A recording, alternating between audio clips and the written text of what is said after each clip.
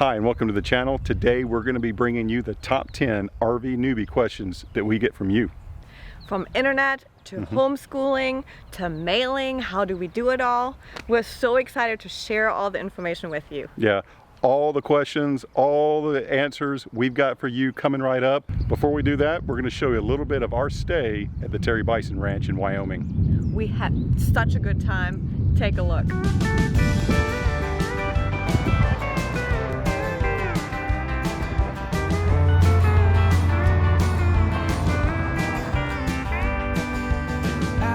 Chasing down this dream for as long as I've known. Sometimes I get to thinking that my life might be wrong. I wonder what kind of man I'd be if I hadn't moved away from my hometown and my folks. Wonder what I feel like today. All this here thinking's enough to drive a man insane, but my mind has always been like the sky before the rain. It gets so twisted up sometimes and it's hard to catch your breath. If I keep doing this, I might think myself to death.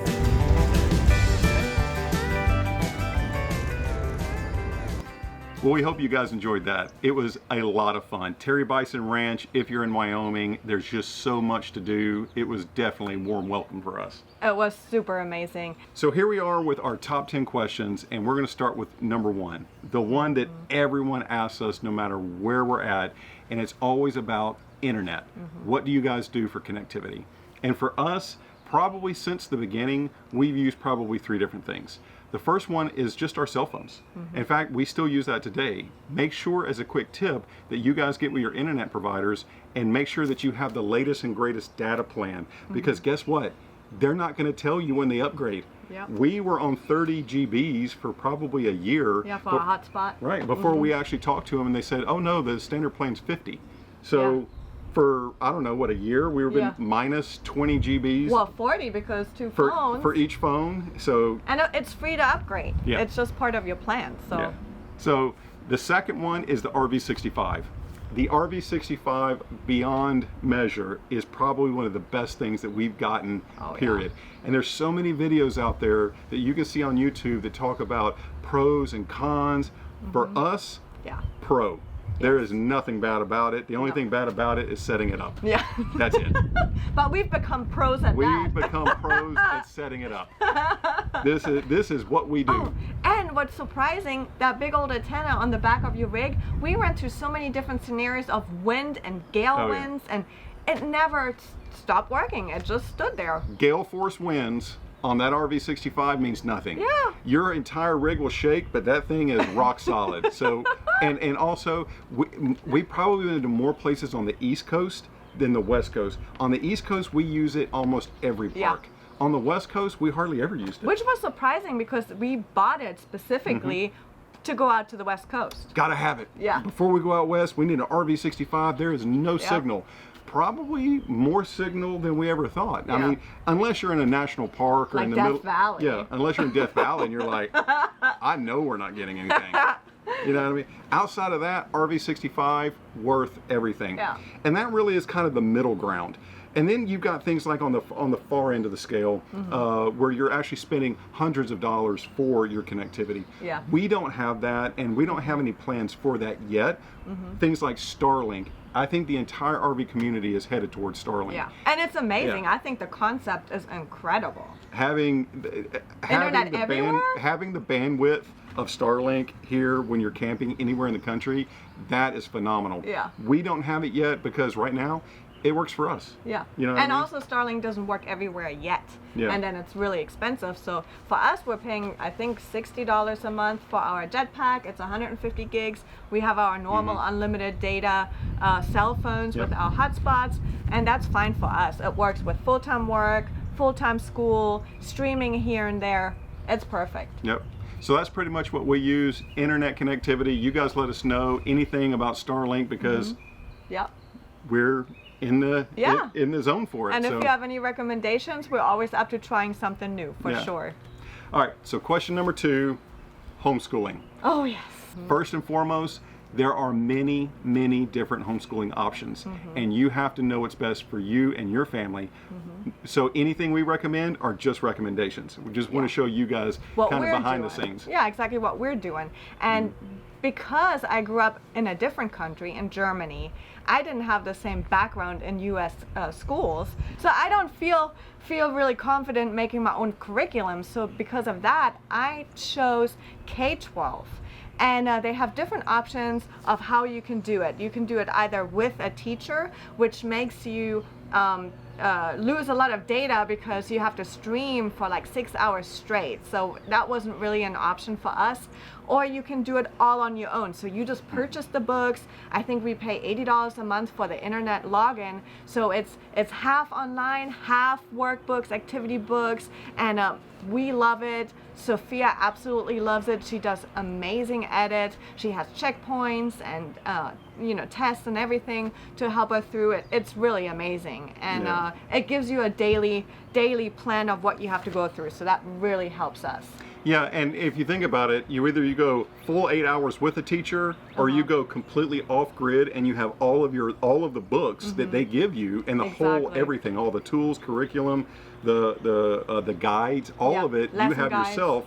Or you do a hybrid approach where you're connected online to do all of your testing, to do all of your end of semester exams, to do all that. It's all linked through. But you're the guide, you're the teacher, and you're the one helping your children. Yeah. So we did the hybrid approach, kind of the middle ground. Yeah. We didn't want to go full 8 hours with connectivity on the internet, and we didn't want to go just full on, just us, and then submit it through. Yeah. So K-12 is accredited, it is registered, everything is great. She loves it, we love it. I think the best part is that they just send it to you no matter where you're at. Yeah. So take a look. Yes.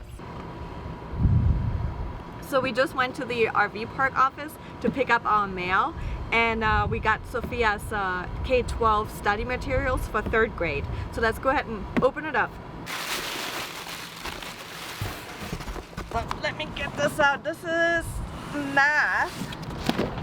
This is your math box. So each subject has its own box, which makes it easy to organize when you get it. Alright, so basically what's in this box is activity books, lesson guides, so I can help coach Sophia.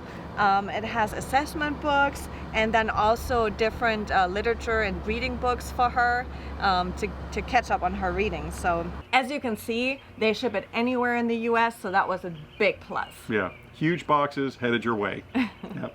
So now we're here for question number 3. And this is probably the 3rd most important, and this is the one that's the controversial one. RV maintenance. Oh gosh. Guys, if you are traveling around, it's gonna break. You have to be handy, and we have a saying, and we say anything that breaks on our rig is just an opportunity to make it better. Oh yeah. And you have to keep that mantra, because really everything's gonna break. So there's still honey-do lists, even if you're full-timing RVing. Yeah, no matter what you do, no matter what your expectations are, you're gonna wake up one day and it's not gonna work.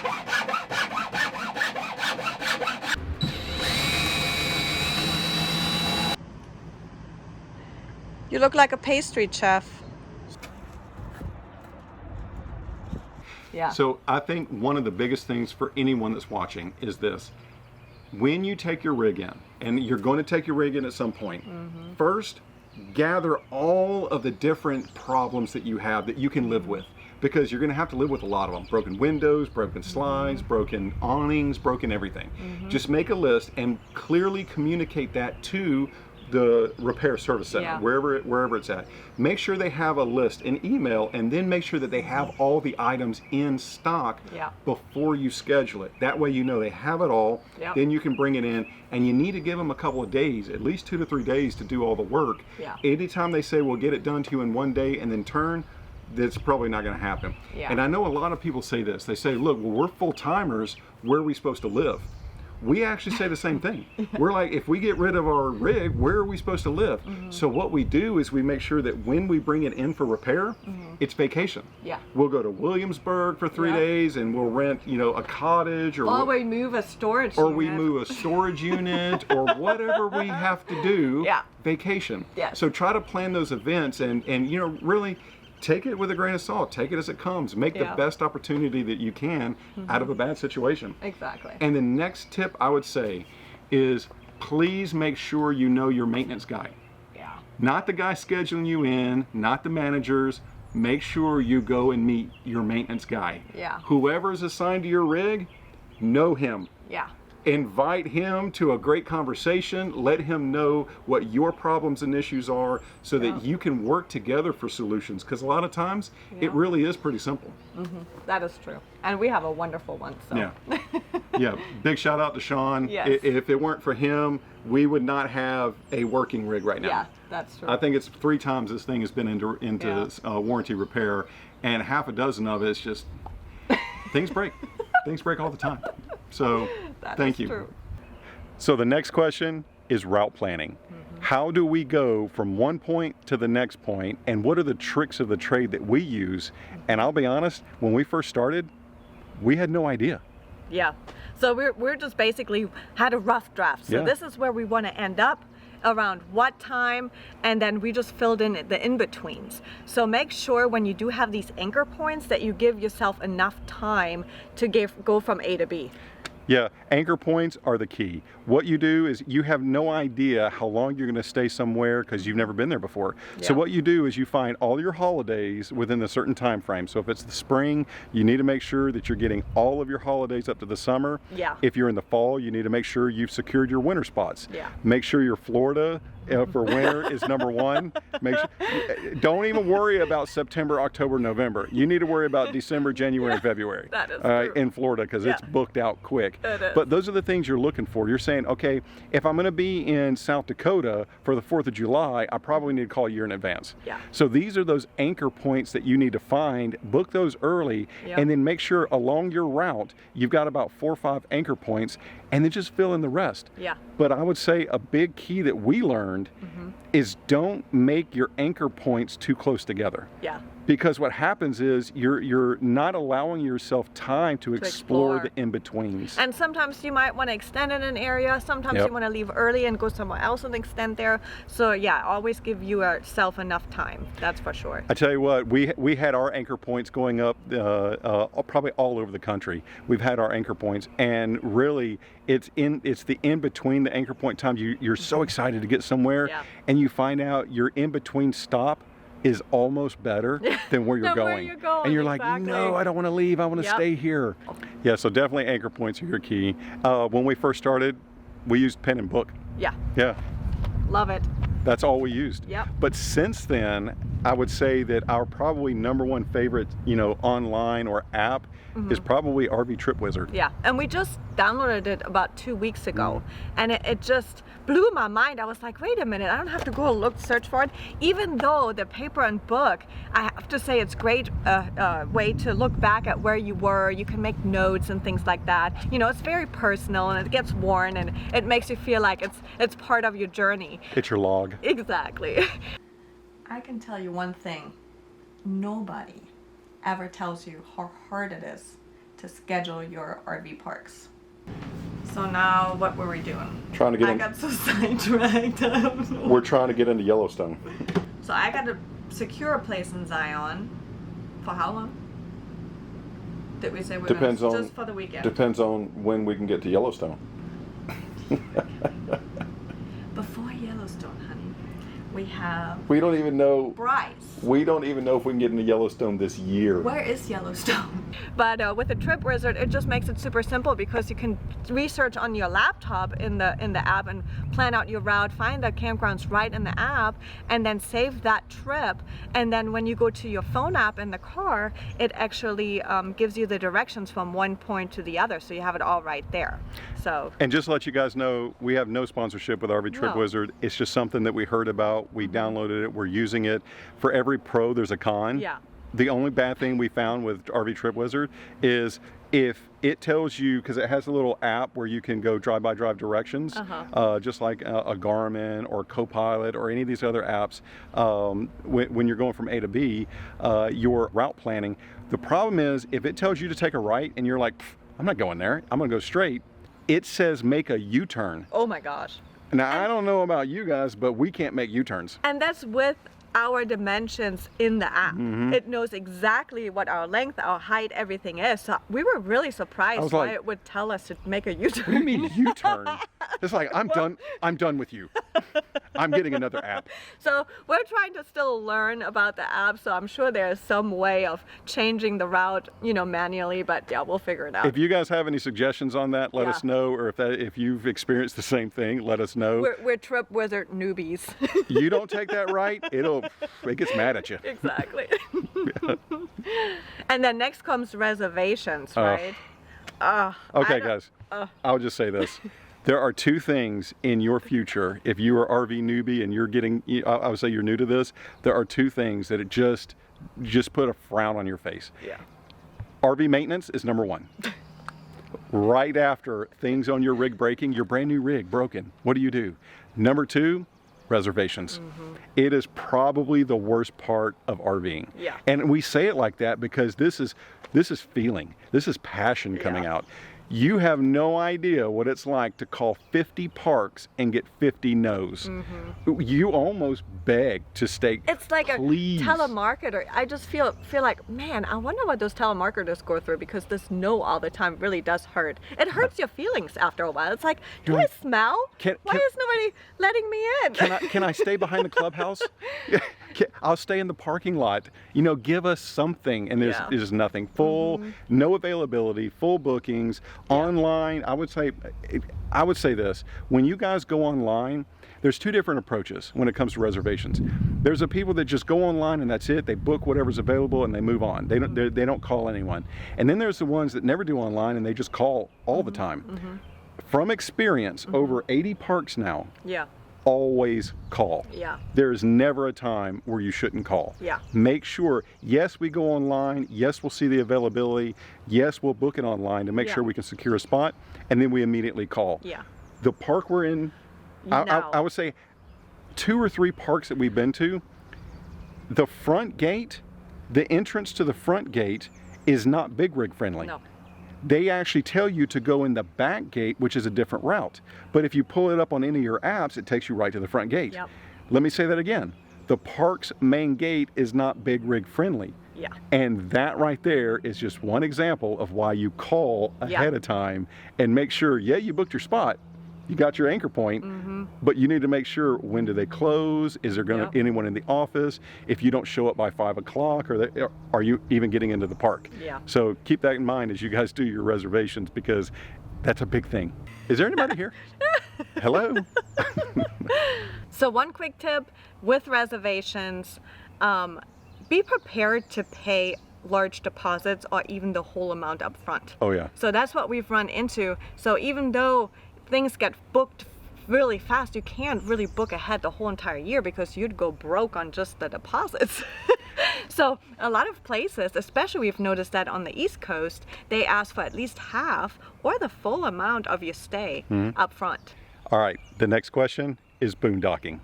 Do you guys boondock? The answer for us is we don't. We would love to boondock, but I would have to create a time machine, go back in time 2 years to where I said when we bought the rig, I don't need that. I don't need a generator. I don't need solar panels. I don't need better batteries. I literally want to go back and just let me know that I'm making a huge mistake, because guess what, guys?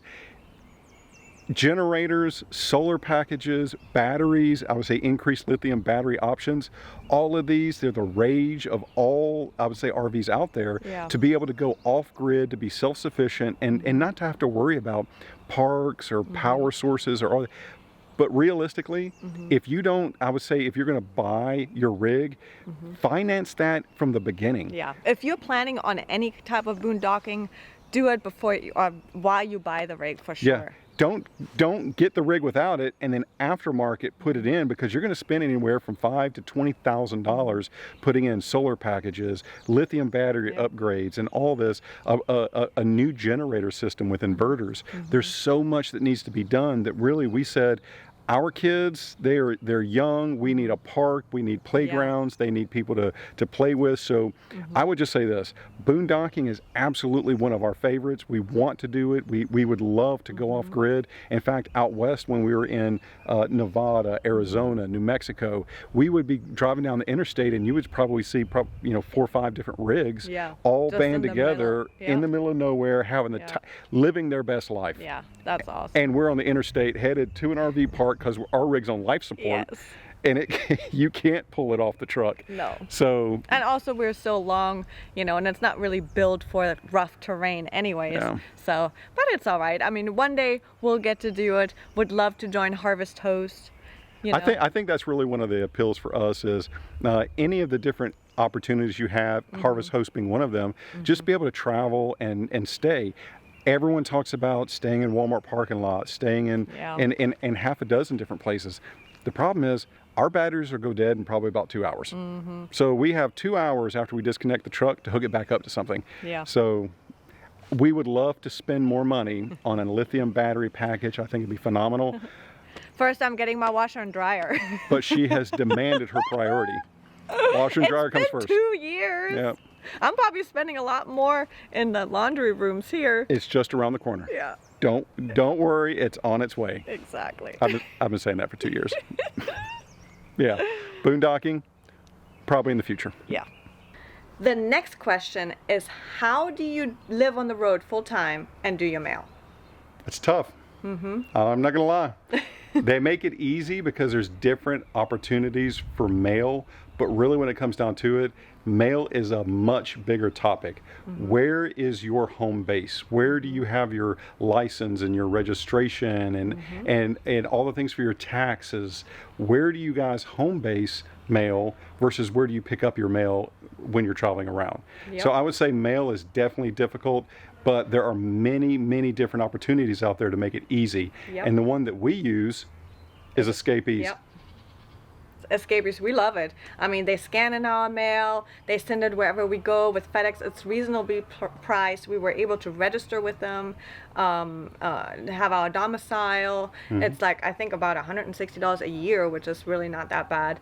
And then, so we really do enjoy it. Yeah, Escapees, hands down, makes it simple, makes it easy. You call them up, you tell them you want, your mail, and they package it up, they send it anywhere you want. Yeah. And I would say this, have we ever found any park that did not allow mail? Not really. No. Not one? No. So 80 parks across the U.S., we've never found one that said, nope, you can't have any mail. Exactly. So yeah, we this is the way we can do it. Some people can do it with families. Some people can, if you have a house, you just have it there and you pick it up when you need it. But for us, because we don't have a property that we call home, and we're traveling all the time, this is really convenient for us. And they send it anywhere. It doesn't matter where you are in the U.S. And I will say, make sure you guys, anytime you have your mail sent anywhere, make sure you update your Amazon account and don't have last park's information in it when you're at the next park. I'm not saying that happens. Never happens. I'm sorry. I thought you checked out like a month ago. We just got your mail. Where's my mail? You're like, where'd you send it? Well, I ordered it. I ordered it to the last park. Yeah, so that's funny. Yeah, a lot of them, exactly. So if you have Amazon packages or like just quick packages and you are in an RV park long enough, you can send it directly there. But for our regular bills and citizenship information, all that kind of stuff, we have Escapees, and they scan it in for us. So that was super convenient for very important mail.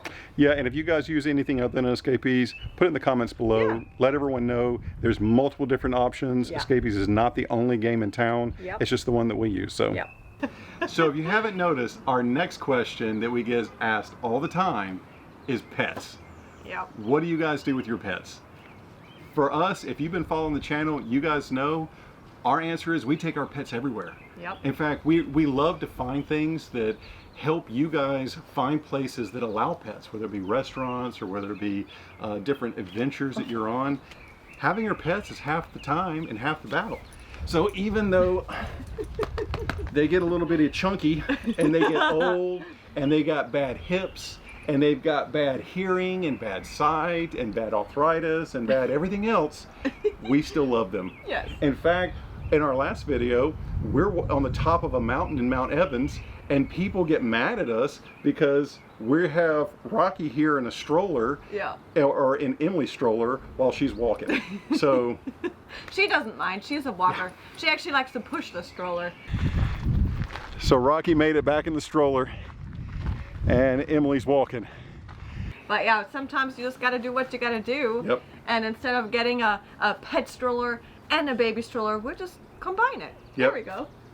We love them, they love us, and we take them everywhere. Yes. So I think one of the biggest things that we found in any of the things that we do when it comes to pets is when you can't leave them at the rig. Well, so we found Camp Bow Wow, and Yep. and we're not affiliated with them or anything, Nope. but they are all over the nation, and you just drop them off. It's like a doggy daycare. So for example, if it's really hot one day and you don't feel 100% confident driving 2 hours and leaving the dogs in the rig, even if you have the surveillance and everything, 2 hours is a long drive back to the rig. Oh, yeah. So we'd rather take them. So for example, when we saw Charleston and the battleship, we actually dropped the dogs off in Charleston at a doggy daycare. That was so convenient. It was amazing. Made it so much better because we knew they were having fun, and we picked them up and we drove home, and we didn't have to worry about what if something goes wrong around the rig. So yeah, that was great. Yeah. So you know what? We love our pets. We know you love your pets. We take them everywhere we can. So as we travel around the country, we're definitely going to keep hitting a lot of good tips. I know you're hungry. A lot of good tips. We're going to keep throwing them your way. So stay tuned for more. All right, next is truck modifications. I'm going to hand that one to Lee. Truck modifications coming right at you. When we first bought our truck, we didn't do any modifications because we specially ordered it from the Ford factory. So it was brand new when we got it. It had everything that we outfitted it for. But the only thing it didn't have was a long list of wants. It had all the needs, but not the wants. And that's where we have right behind us as we went shopping. So we're not sponsored by anyone. These are all things that we picked up. We're going to be putting on radios. We're going to be putting on air packages, train horns. We're going to be putting in Built Right Industries dash mounts. A whole list of things are coming up in future videos. But right now, we're just letting you know that for RV Newbie, there's only 2 things you need to know for your truck. 1, make sure the truck matches the rig. Don't undersize your truck for a huge rig. Number 1, you've got to make sure that this right here is taking the weight, taking the load, and taking the safety. Yep. And number 2 is to make sure that you have all of your safety items for the road, because it's what's inside of the truck that matters when you're broke down on the side of an interstate somewhere in the USA. So if you guys have been watching the channel, you absolutely know that this right here, his name is Maximus. And if you haven't met him, watch this.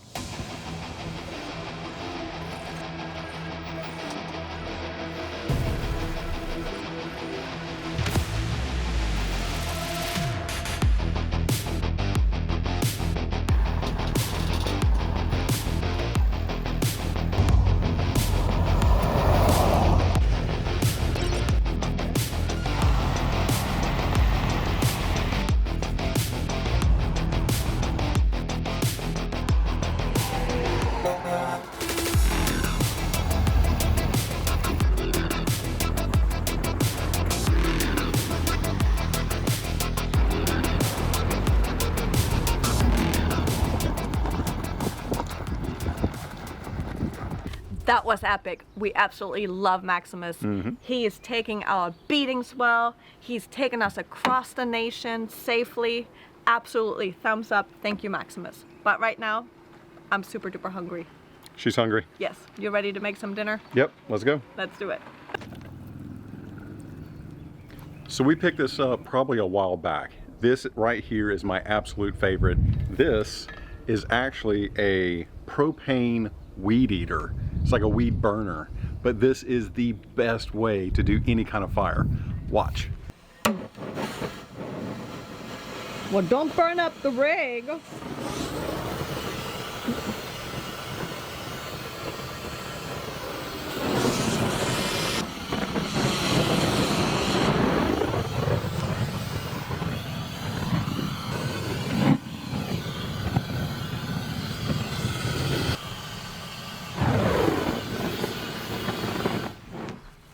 Matches are old school.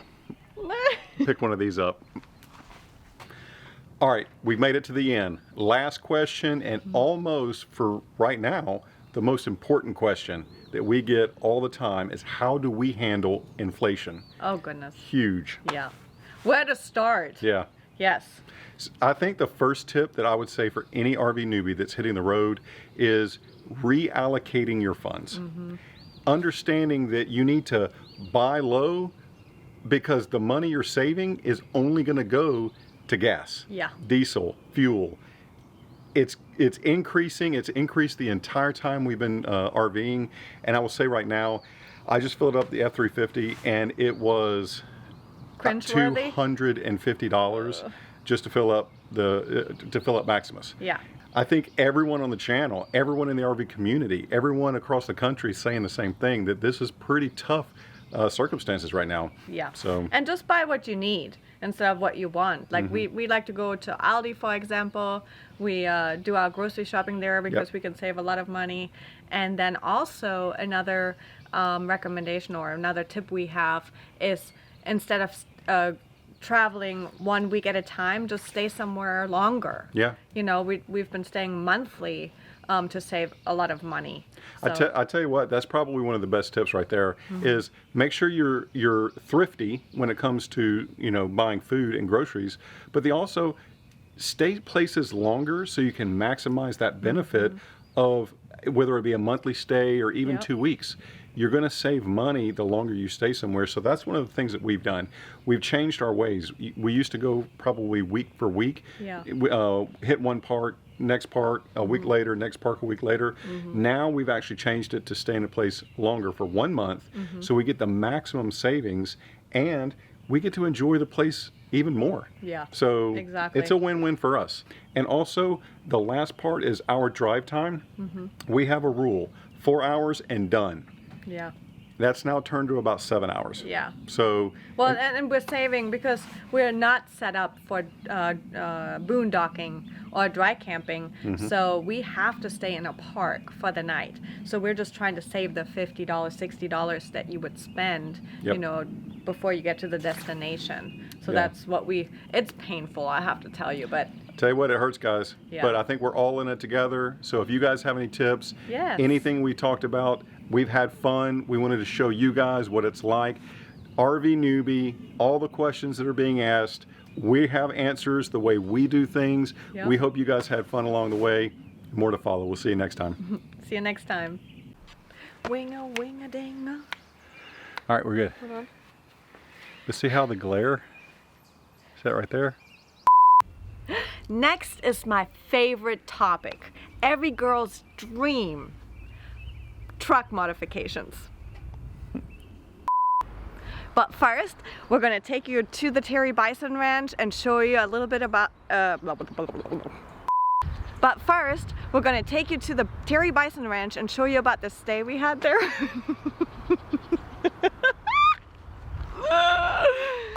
But first, we're going to take you to the Terry... This is a lot harder than I thought. Okay. But first, we're going to take you back to Barry Tyson. It's just because it's so dry. Yeah. Well, that's a good idea to have a fire ring like that.